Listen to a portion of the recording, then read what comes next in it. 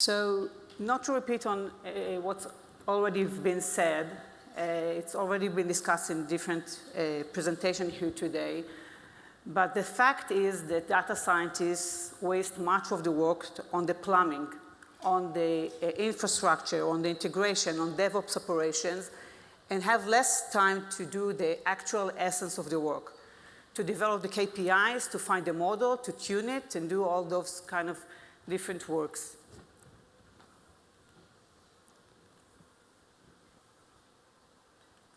If we take a deeper look at what they're wasting the time on, and it's already been discussed here in different presentations, it's take a few weeks to get the model right, to take a model that you want to get it into deployment, into production, to get a model into life. And it takes months to do that action of the infrastructure, of the tuning, of the logging, and the monitoring, and the GPU utilization, and all those different aspects that you need to take care of when you want to take your deployment into life. And so many models are dying in the process. So we need to find a way to automate these things. If we take, for example, a look at some machine learning pipeline, it's a use case that we've taken of one of our customers. You can see that it's built from the different stages. The first stage is the ingest. You got information like transactional information, if a transaction that has been taken, a real-time one, location-based, where the customer is really being now, some scraping information that can come from other services like the weather information. If it's rainy now and the customer is in a rainy, maybe we should propose him to buy an umbrella or a rainy coat. And with other information like product stores and the customers himself, what he is using to buy, what he likes, the gender, stuff like that. We take this information, we do some data preparation to that, save it to feature stores. After that, there is a training. In that example, there is an embedding of features of the different products, which features usually are bought together, taking into a training model, providing us a probability that a customer that buys something, what's the likelihood that he buys something else. And so we can give him accommodation based on his location and based on the transaction that he has made. And after we have this model, we need to serve it from it. So we got location from a customer, we got the transaction, what are we going to propose for him? So that's the different stages. And if we take a closer look at these different stages, we see they are composed of the 4 known stages of the ingest, the data preparation, the training, and the serving. So we've tackled the first one and the last one using automation and serverless, and we'll see that in a second. But what about the middle, the data preparation and the training? Can we automate those? This will give the data scientist much more time to spend on the essence of the things that he needs to do and less on the how to get the model into deployment. So how did we tackle the first 2? The ingest. We have an open source named Nuclio. It's a serverless framework. There are other serverless frameworks out there. But Nuclio was built with machine learning pipeline in mind. It means that it can parallelize work within a single pod. There are different workers that can get ingest data simultaneously in parallel. It means that it gets a high throughput and low latency behavior. It has some features from real time, like zero copy and stuff like that. So it's really built for intensive workloads. It also can handle virtually any type of triggers. It can handle PubSub, Kinesis, Kafka, cron, HTTP, of course, and many, many other type of events. So you're not coupled to any different framework of streaming that you have. You can integrate that with Nuclio. And not less importantly, it's very easy to use. So if we take this example, for example, it's a code in Python, very simple code, that you get an order of magnitude 30 times faster throughput using Nuclio. And it's the same code. The reason that you get this performance boost is because it has this parallelism. So it gets your resource really being used all the time. If some action is taking asynchronously, then no CPU is blocked on that, and someone else, another worker, will do the work at the same time within the same process. So the ingest has been tackled. It's OK. What do you do about the serving? You can actually use Nuclio for the serving as well. As I said, it can virtually take any type of event trigger. You can code your code in Jupyter, and with a simple click, and I'll show you in the demo, convert it to a deployable function. It's as serverless. The idea is that you get better utilization and use resources just on demand. So if you don't use a function, you don't consume any resources. But if your function has a hype that needs more resources, then it can scale infinitely. That's the idea behind serverless. Nuclio can do that as well. So the model serving can scale up and down as needed and utilize the resources in a better fashion. In that example, it's the same code running with and without Nuclio. And we see that there is a better utilization of the GPU and the CPU in that system. We use half of the resources and get better performance. So Nuclio can, and serverless in general, can really tackle the serving of the world. So if it's such a great idea, why not use it for the training and preparation?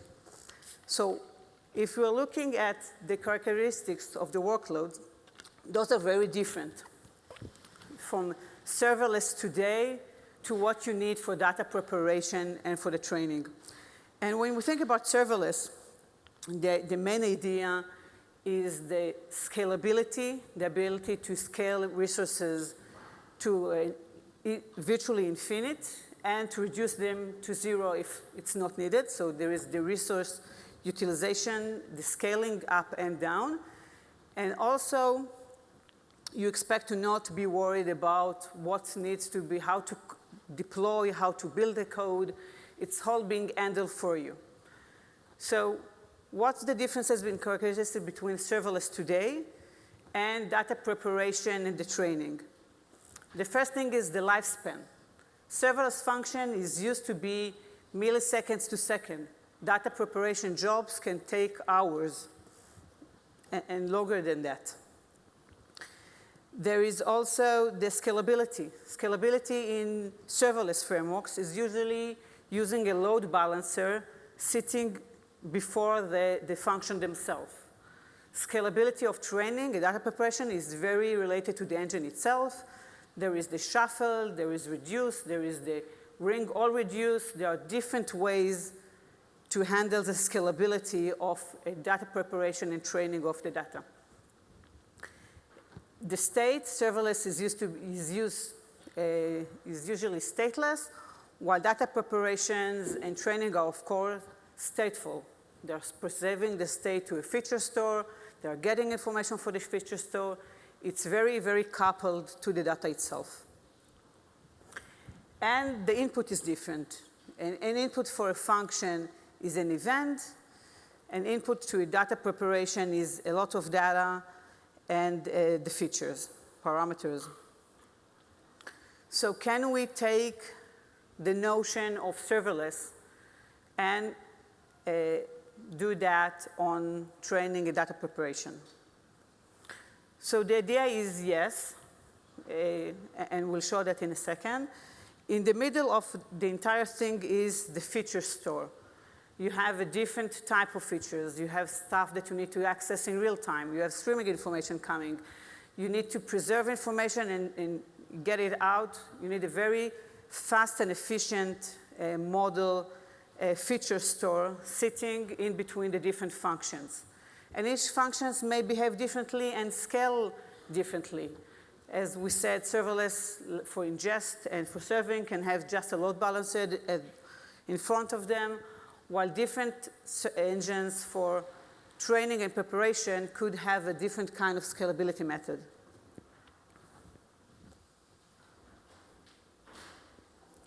So what we did is we took a Nuclio open source, which is Nuclio, and we extended it to an ML serverless function.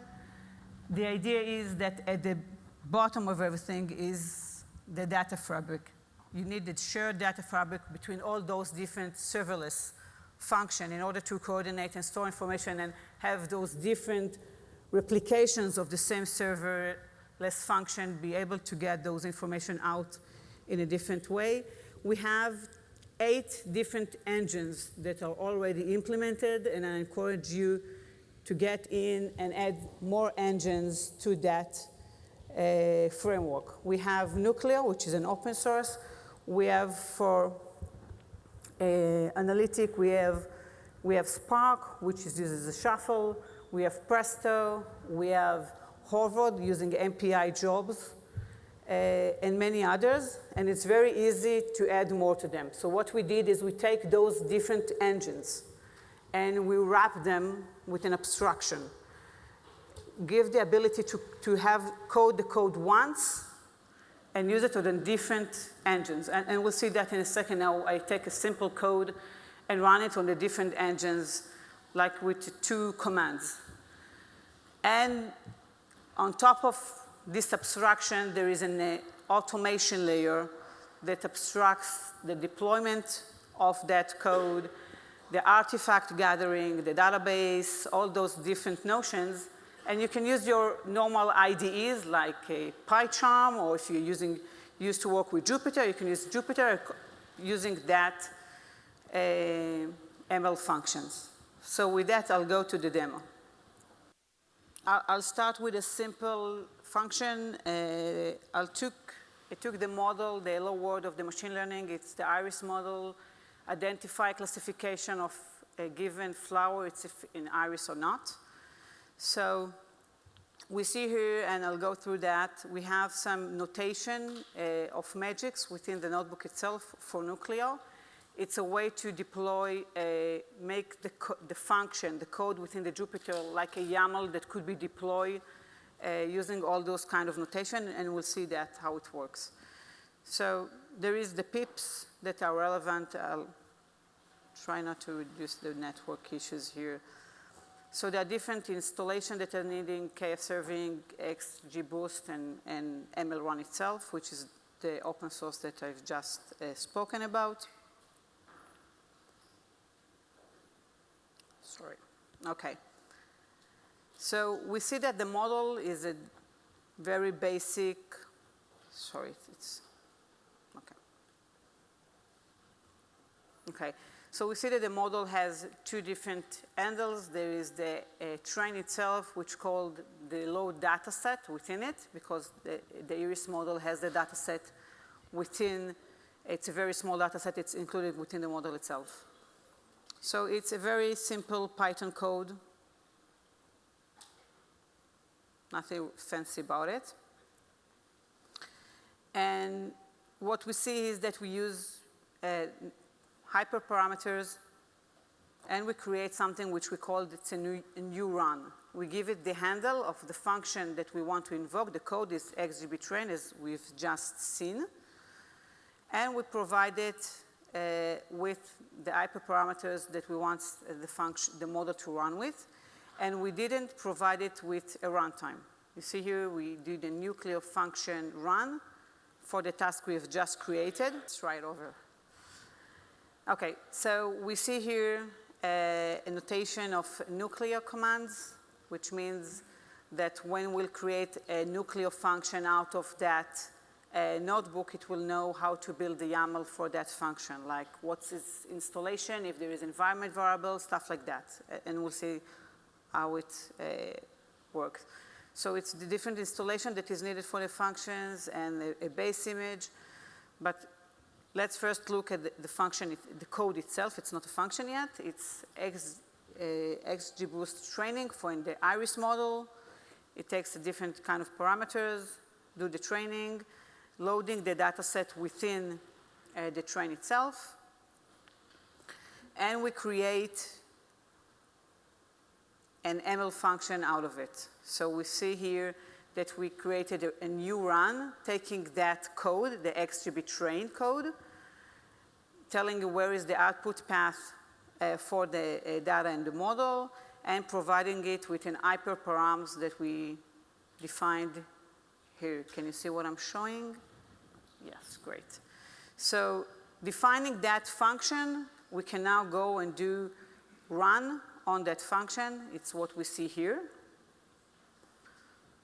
And that code ran locally on the Jupyter Notebook itself. It took it 34 seconds, okay? So now I want to take the same code without doing anything and deploy it as a Nuclio function. So I'm taking the same function, same code, doing code to function is taking a code and creating a YAML function, a YAML file for deployment of that function. So I'm providing him with the same code. It's the XGB train. Now I provide it with a different runtime. The runtime that I want to use is not the localized one within the Jupyter. I want to use Nuclio runtime. I added it a volume as a shared storage underneath it, and I gave him a number of workers of 32. So these two lines create a YAML file with all the stuff needed for the configuration of a Nuclio function for the XGB train, the same code that we've just ran locally within the notebook itself. So now I do a function deploy. It takes that code and deployed it as a Nuclio function. And we see that it runs 10 times faster. If we go, and I hope I can go, yes, okay. If I go to the function, I can see now that I have a function called XGB train, which is running.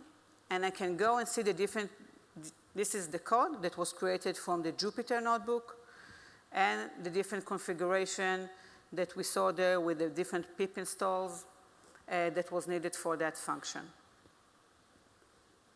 So we've seen that we can take a code and run it locally with 2 lines and deploy it as a function with just different 2 lines. So we can take the same code, abstract the runtime, and run it on a different types of runtimes very easily.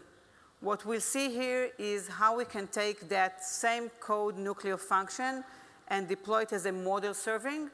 Well, what we see here is that we took a KF serving, which is an open source, which is part of Kubeflow, which defined different classes for the models. Each model has to do a predict method, but can come with additional methods such as explain and other models methods. So we took the model and we wrapped it using the same Kubeflow serving standard of definition of a model. So it's the same kind of code, but now it's model using the KF serving standard. So we have the predict method, which within it called the load and everything. And what we see here is that we created a new model server, which we called myServer2, taking the models and the model class, attached it again to a data, and do a deploy. So what we can see here is, if I'll go to see the Nuclio function, we see again that that's the same code that we've just seen in the Jupyter notebook. And in the configuration, we see that there are much more configuration because within the notebook, there were many environment variables that were defined, such as the model, its location, access keys to access information within the volume mounted underneath, and stuff like that. Okay, I see I'm almost out of time, but I still want to show 3 other notebooks, so I'll go pretty quickly about them, and if you want to see more details, just come to a booth. So I want to show how we can take the same notion and deployed it over Kubeflow, okay? So we define a pipeline. We take the same code, we create a step out of it. It's the same XGB train that we've just seen. So it's the same code, creating a step within the Kubeflow, okay? This is how you make a step within Kubeflow. You don't need to do all the YAML kind of thing. It's just abstracting above it. And I can now do another step, which is creating a Nuclio for serving that function, providing it with the model and the serving, and we see that it receives as an input. You see that it gets its input as the output of the previous step from the Kubeflow. And just to make the Kubeflow diagram a little bit nicer, we added a function to do plotting of the different inputs that the model got. So we can do, we take that definition of a pipeline and we run it here. So if we go now to pipelines, I didn't run the notebook now within the demo, but I ran it 20 minutes earlier. We see that we have the model, the XGB train, and the steps afterwards are the deploy of a Nuclio function and the plotting. If I'm getting, for example, into the plotting, I can see the artifacts. I hope you can see that nicely. No, you can't. I can see the artifacts and the report itself. Same goes for the training. I can see the different runs within the different experiment from the hyperparams, so I can see all those different runs within them. So before completing, I said I have only 1 minute. Just want to show something else very quickly.